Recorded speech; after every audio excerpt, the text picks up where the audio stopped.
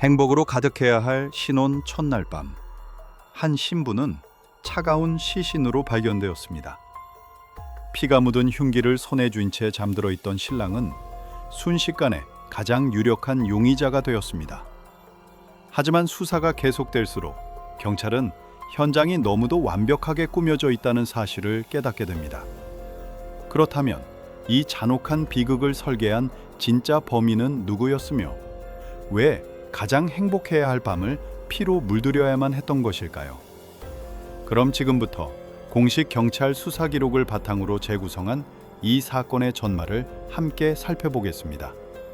시청자 여러분의 많은 시청 바랍니다. 새벽 공기는 이상하리만큼 고요했습니다. 그러나 그 정적은 오래가지 않았습니다. 쓰촨성 청두시 칭양구의 한 단층 주택에서 접수된 다급한 신고 한 통은 평범했던 결혼식 다음 날을 순식간에 살인사건 현장으로 바꾸어 놓았습니다. 신고 내용은 단순했습니다. 신혼방에서 며느리가 피를 흘린 채 쓰러져 있으며 바로 옆에는 신랑이 피 묻은 칼을 손에 쥔 채 의식을 잃고 있다는 것이었습니다. 현장에 출동한 경찰은 누구도 예상하지 못했던 모순과 마주하게 됩니다. 경찰이 집 안으로 들어섰을 때 가장 먼저 눈에 들어온 것은 반쯤 열린 신혼방 문이었습니다. 문을 억지로 부순 흔적은 없었고 창문 역시 모두 안쪽에서 잠겨 있었습니다. 방 안의 불은 아직도 켜져 있었으며 바닥에는 커다란 혈흔이 검붉게 번져 있었습니다. 그 중심에는 25살의 신부 우샤밍이 옆으로 쓰러진 채 미동도 없이 누워 있었습니다. 목 부위에는 깊고 선명한 절창이 남아 있었고 흘러나온 혈액은 침구와 바닥을 붉게 물들이고 있었습니다. 불과 몇 시간 전까지 결혼식장에서 축복을 받던 신부의 모습은 어디에도 남아있지 않았습니다. 시선을 돌리자 침대 위에는 남편 위어턴이 깊은 잠에 빠진 듯 누워 있었습니다. 그의 오른손에는 과도 한 자루가 단단히 쥐어져 있었고 칼날에는 아직도 선명한 혈흔이 남아 있었습니다.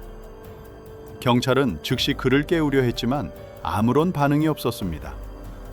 강한 술 냄새가 방 안에 남아 있었고 호흡은 느렸지만 안정적으로 유지되고 있었습니다. 응급조치가 이루어진 뒤 그는 병원으로 이송되었고 동시에 현장은 완전히 통제되었습니다. 겉으로만 보면 사건은 너무도 단순해 보였습니다.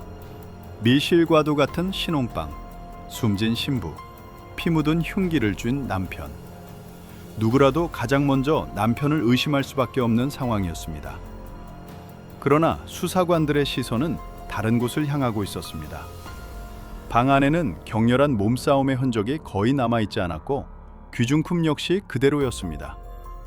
강도나 외부 침입의 가능성은 매우 낮아 보였습니다. 더욱 이상했던 점은 집안에 여러 사람이 함께 잠을 자고 있었음에도 불구하고 그 누구도 비명이나 다툼 소리를 들었다고 진술하지 않았다는 사실이었습니다. 치명적인 상처가 발생했음에도 집 전체가 끝까지 침묵 속에 있었다는 점은 쉽게 설명되지 않는 모순이었습니다. 잠시 뒤 국과수 법의 감정팀이 현장에 도착해 혈흔의 방향과 비산 흔적, 발자국의 배열, 흉기의 위치를 하나씩 기록하기 시작했습니다. 신부의 시신 주변에는 제한된 이동 흔적만 남아 있었고 혈흔은 일정한 방향으로 흘러 있었습니다. 수사관들은 방 안을 천천히 둘러보며 눈에 보이는 증거보다 보이지 않는 빈틈을 찾기 시작했습니다. 범죄 현장은 언제나 거짓말을 하지 않지만 누군가는 그 진실을 의도적으로 감추려 했을 가능성을 배제할 수 없었습니다. 범죄 심리학에서는 계획된 범행일수록 범인은 자신의 흔적을 지우는 동시에 다른 사람의 흔적을 남기려 한다고 설명합니다. 이 사건 역시 겉으로 드러난 증거만으로 결론을 내리기에는 지나치게 많은 모순을 안고 있었습니다. 수사관들은 한 가지 공통된 의문을 품기 시작했습니다. 과연 피 묻은 칼을 준 사람이 진짜 범인이라면 왜 이 신혼방에는 설명되지 않는 침묵과 부자연스러운 흔적들이 동시에 남아 있었던 것일까요? 결혼식 전까지 우샤밍을 알고 있던 사람들은 한결같이 같은 평가를 남겼습니다. 그녀는 눈에 띄는 사람이 아니라 믿음을 주는 사람이었습니다. 스촨성의 평범한 농가에서 자란 그녀는 고등학교를 졸업한 뒤 청두시로 올라와 회계를 공부했고 이후 운송회사에서 회계 직원으로 근무하며 안정적인 삶을 이어갔습니다. 직장 동료들은 그녀를 성실하고 꼼꼼한 직원으로 기억했고 이웃들은 항상 예의 바르고 말수가 적은 젊은 여성이라고 회상했습니다. 자신의 사생활을 쉽게 드러내지 않았지만 맡은 일만큼은 누구보다 책임감 있게 처리하는 사람이었습니다. 그녀와 리어톤의 만남도 특별하지 않았습니다. 공통의 지인을 통해 자연스럽게 알게 되었고 오랜 시간 서로를 알아가는 과정을 거쳐 연인으로 발전했습니다. 두 사람은 화려한 사랑 이야기를 만들어낸 연인이 아니라 평범한 미래를 함께 준비하던 예비 부부였습니다. 가족들 역시 두 사람의 관계를 반대하지 않았고 결혼 준비는 비교적 순조롭게 진행되었습니다. 오랜 교제 끝에 맞이한 결혼식은 양가 가족 모두가 기다려온 기쁜 날이었습니다. 결혼식 당일 집안은 웃음과 축하 인사로 가득했습니다. 친척과 친구들은 늦은 시간까지 신혼부부의 앞날을 축복했고 술잔은 계속 오갔습니다. 위거톤 역시 하객들의 권유를 거절하지 못하고 여러 차례 술을 마셨으며 시간이 흐를수록 눈에 띄게 취한 모습이 되었습니다. 반면 우샤밍은 손님들을 차분하게 배웅하며 마지막까지 집안 어른들을 살폈습니다. 가족들의 기억 속 그녀는 평소와 다를 것이 없었고 누구도 몇 시간 뒤 비극이 기다리고 있으리라고는 상상하지 못했습니다. 이날 집안에는 또 한 사람이 있었습니다. 바로 왕이텐이었습니다. 그는 어린 시절부터 류거창과 데어쭈추 부부의 보살핌 속에서 자라온 양아들이었습니다.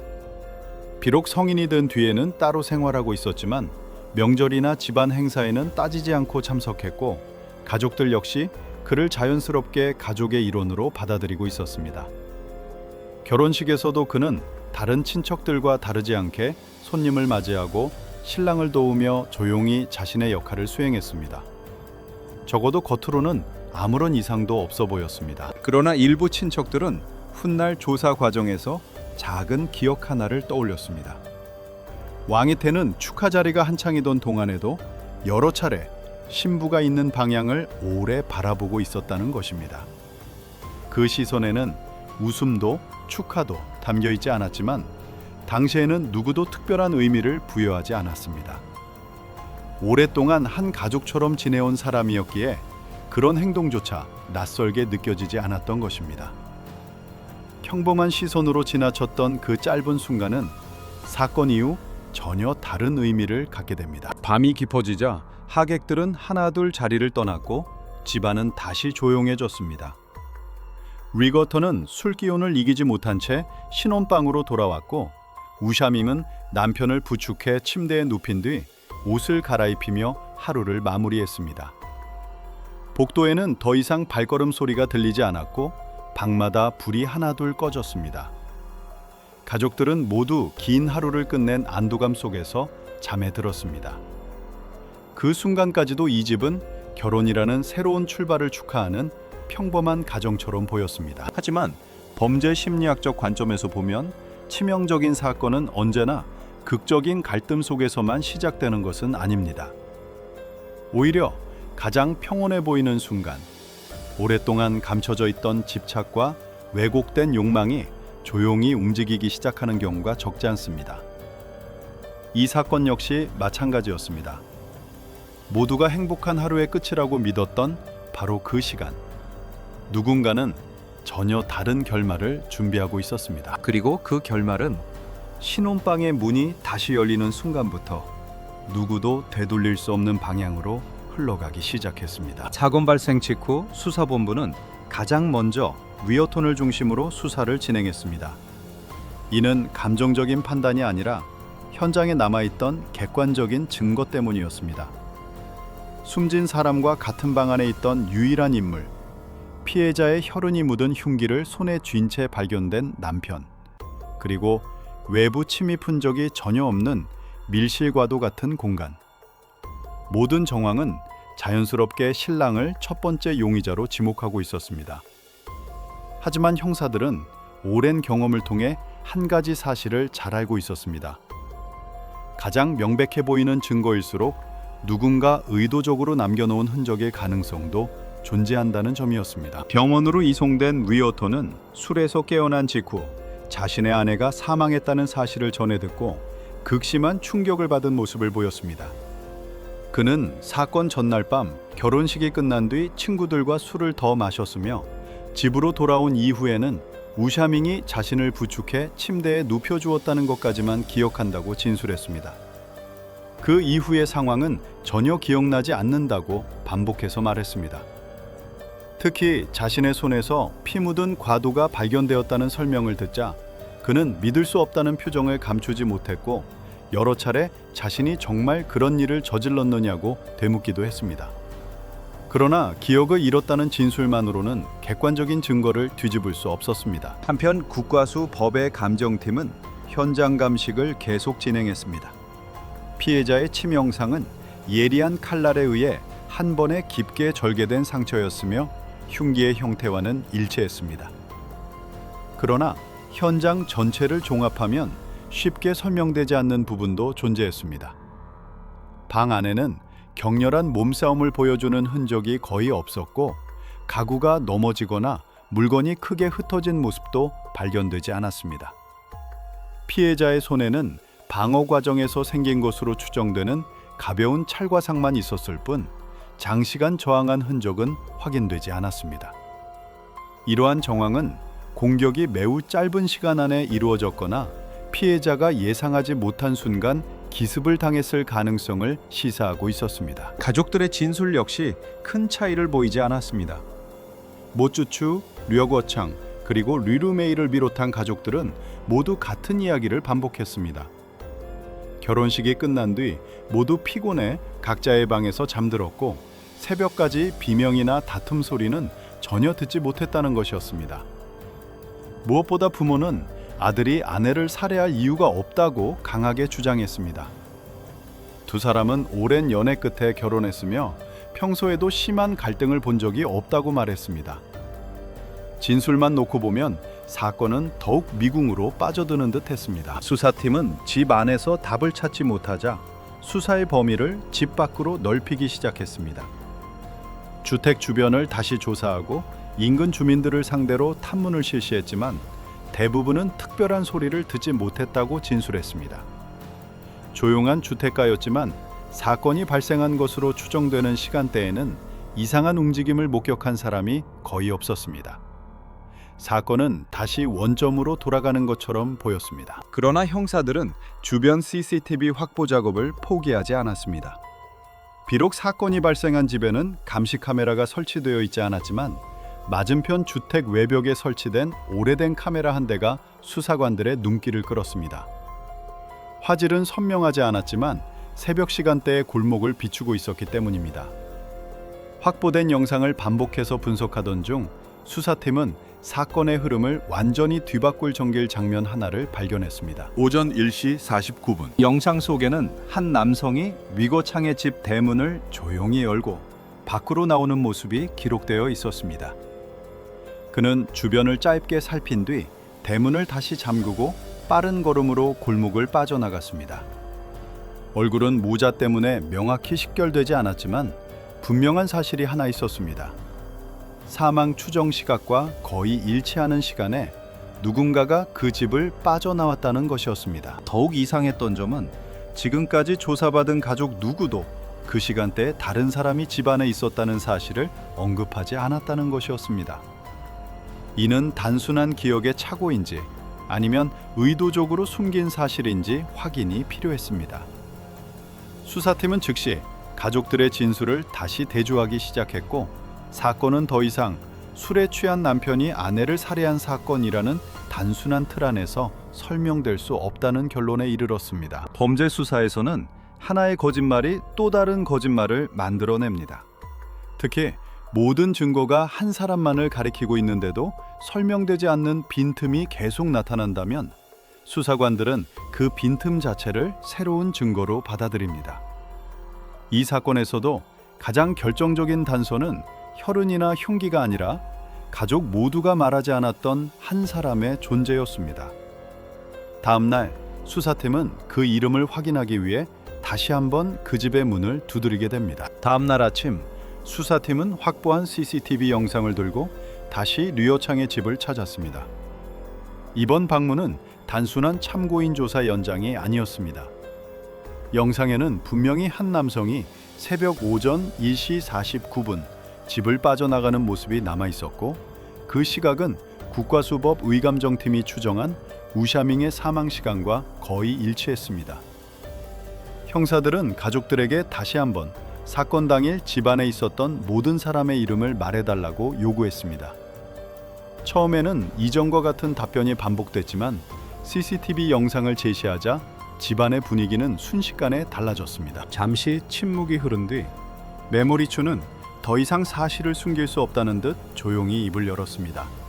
그녀는 사건 당일 밤 집 안에는 가족 외에도 한 사람이 더 있었다고 진술했습니다. 그 인물은 부부가 어린 시절부터 키워온 양아들 왕이톤이었습니다.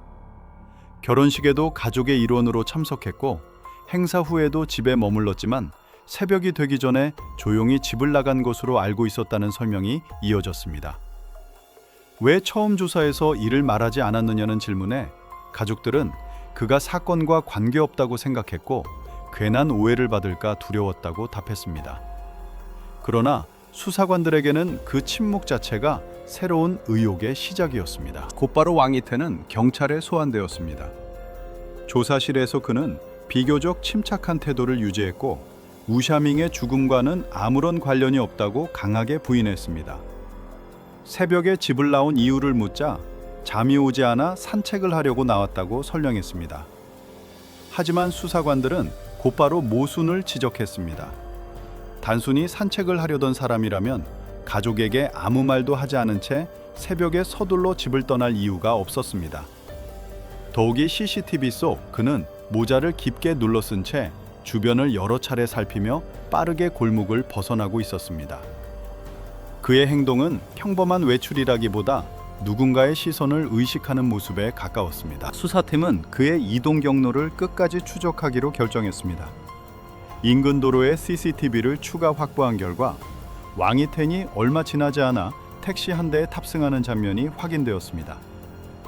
차량 번호를 확인한 경찰은 운전기사 2명 취한을 찾아 참고인 조사를 실시했습니다. 그의 진술은 사건의 흐름을 다시 한번 뒤집었습니다. 2명 취한은 새벽 시간 젊은 남성 한 명을 태웠으며 승객이 매우 초조한 상태였다고 진술했습니다. 특히 오른쪽 소매 부분이 검게 젖어 있었고 밀폐된 차량 안에서는 쇠 비린내와 비슷한 냄새가 났다고 기억했습니다. 더욱 이상했던 것은 목적지였습니다. 승객은 외진 모상 폐기물 처리장으로 가달라고 요구했고 현장에 도착한 뒤에는 약 10분 정도 혼자 안쪽으로 들어갔습니다. 운전기사는 휴대전화 불빛 아래에서 그 남성이 땅을 파 무언가를 묻는 듯한 모습을 멀리서 보았다고 진술했습니다. 돌아온 그의 손에는 젖은 흙이 묻어 있었지만 그는 아무런 설명도 하지 않은 채 다시 자신의 거주지 방향으로 이동해달라고 말했습니다. 이 진술을 확보한 수사팀은 즉시 폐기물 처리장에 대한 수색을 실시했습니다. 넓은 매립지를 여러 구역으로 나누어 조사한 끝에 운전기사가 지목한 지점에서 급하게 묻힌 검은 비닐봉지 하나가 발견되었습니다. 봉지 안에는 노란색 고무장갑 한 짝이 들어있었고 표면에는 육안으로도 확인 가능한 마른 혈흔이 남아 있었습니다. 증거물은 곧바로 국과수 법의 감정팀으로 보내져 DNA와 지문, 세포 흔적에 대한 정밀 감정이 진행되었습니다. 감정 결과는 사건의 방향을 완전히 바꿨습니다. 장갑에 묻은 혈흔은 우샤밍의 DNA와 완전히 일치했습니다. 더욱 결정적이었던 것은 장갑 안쪽에서 채취된 지문과 피부세포였습니다. 분석 결과 모두 왕이텐의 것과 일치한다는 사실이 확인되었습니다. 이 순간까지도 술에 취한 남편의 우발적 범행이라는 가설을 뒷받침하던 모든 정황은 힘을 잃기 시작했습니다. 반대로 새벽에 집을 빠져나온 인물과 폐기물 처리장에서 발견된 증거는 하나의 흐름으로 연결되며 새로운 범인을 가리키고 있었습니다. 법과학 수사는 때로 범인의 거짓말보다 훨씬 오래 기억합니다. 기억은 왜곡될 수 있고 진술은 바뀔 수 있지만 혈흔과 DNA, 지문은 사건 당시의 진실을 그대로 보존합니다. 이 사건에서도 결정적인 전환점은 자백이 아니라 과학적 증거였습니다. 그리고 그 증거 앞에서 왕이태는 더 이상 침묵만으로 자신을 지켜낼 수 없었습니다. 이제 수사는 누가 범인인가를 밝히는 단계를 넘어 왜 그는 신혼 첫날 밤 이토록 잔혹한 선택을 했는가라는 마지막 질문을 향해 나아가기 시작했습니다. 수사본부는 결정적인 법과학 증거를 확보한 뒤 다시 한번 왕이텐을 조사실로 불러들였습니다. 이번 조사에서 그의 앞에는 더 이상 추측이나 정황만 놓여 있지 않았습니다. 우샤밍의 혈흔이 묻은 고무장갑, 장갑 안쪽에서 검출된 자신의 지문과 피부세포, 그리고 새벽 시간 그의 이동 경로를 입증하는 CCTV와 택시기사의 진술이 차례로 제시되었습니다. 긴 침묵이 이어졌습니다. 수사관들의 질문이 계속될수록 그의 표정은 점차 굳어졌고 마침내 그는 낮은 목소리로 입을 열었습니다. 그는 자신의 범행을 인정하며 사건의 전말을 털어놓기 시작했습니다. 그의 진술에 따르면 모든 일은 우샤밍을 처음 만났을 때부터 시작되었습니다. 당시 그녀는 이미 류여통과 교제를 시작한 상태였지만 가족 행사에서 자주 얼굴을 마주치면서 그는 점점 그녀에게 강한 감정을 품게 되었습니다. 처음에는 혼자만의 짝사랑이라고 생각했습니다. 그러나 시간이 흐르면서 그는 자신의 감정을 숨기지 않았고 여러 차례 접근을 시도했습니다. 그는 결국 우샤민과 부적절한 관계를 유지하게 되었으며 그 시간이 이어질수록 그녀 역시 자신을 선택할 것이라는 착각에 빠져들었다고 진술했습니다. 하지만 현실은 그의 기대와 달랐습니다. 우샤밍은 결국 관계를 끝내겠다는 뜻을 분명히 했고 과거의 잘못을 더 이상 이어갈 수 없다고 말했습니다.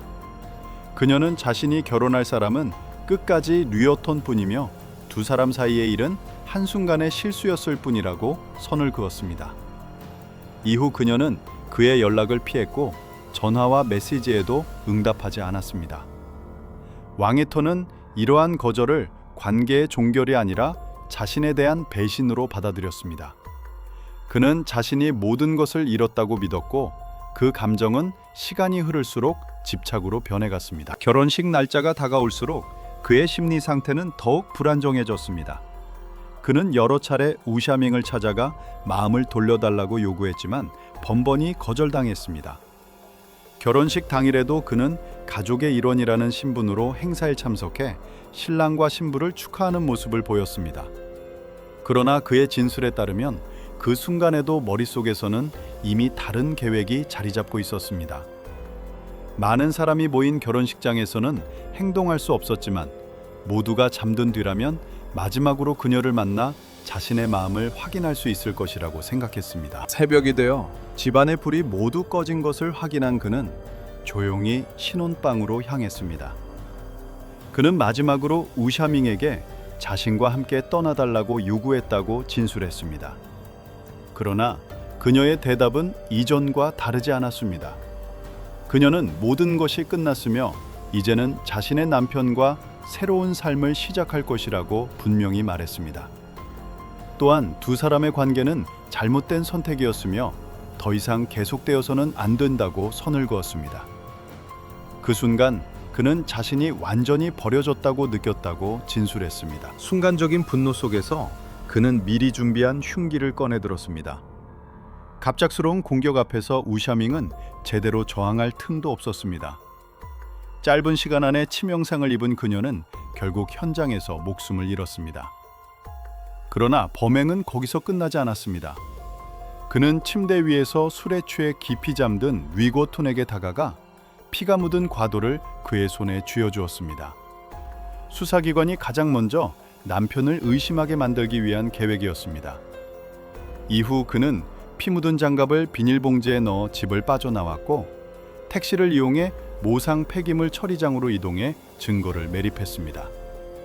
그는 완벽한 계획이라고 믿었지만 자신이 버린 장갑은 결국 사건의 진실을 밝히는 가장 결정적인 증거가 되었습니다. 범죄 심리학에서는 이러한 유형의 범죄를 사랑 때문에 발생한 사건으로 분류하지 않습니다. 오히려 상대를 독립된 인격체가 아닌 자신의 소유물로 인식하는 병적인 소유 욕구와 거절에 대한 왜곡된 반응이 결합된 결과로 분석합니다. 왕이태는 끝까지 자신이 피해자라고 생각했습니다. 그는 상대의 선택을 존중하지 않았고 자신의 감정이 받아들여지지 않는 현실 자체를 불공정한 배신으로 해석했습니다.